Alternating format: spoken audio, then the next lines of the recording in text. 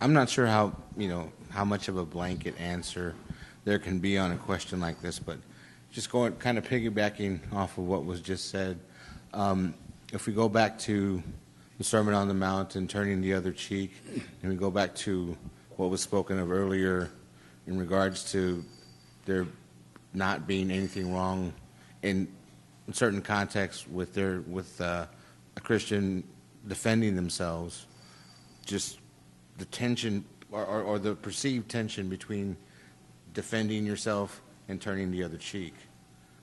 What would you? I think it has to do with the purpose. Why am I in danger of my life, or why is my family? If it's for the sake of Christ, if it's for the sake of Christ, that's different than if some guy high on meth or something mindlessly wants to kill my family.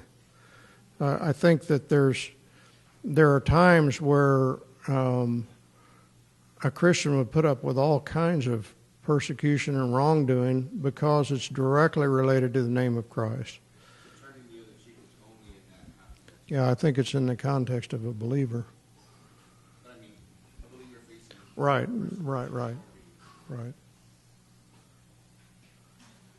You do have things where the name of Christ is involved, like somebody sues you and he said, give them more, give them your cloak also, and so on.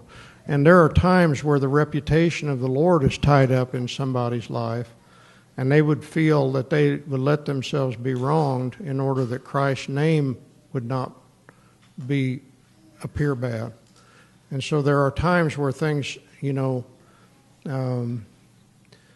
not like we separate our Christian life from our life, but some of those things you have to weigh out. If let's suppose an online company cheats me, I wouldn't feel bad at all about turning them over to the Better Business Bureau or somebody to crack down on them, because what's happening there is that they're going to go and cheat somebody else.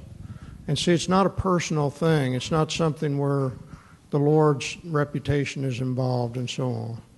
And so you don't say, well, I'm going to turn the other cheek. I'll send more money to that company. Martin Lloyd-Jones had something good on this. That is, any time that your interpretation of the Sermon on the Mount leads you to something absurd, you know that you're taking a wrong position.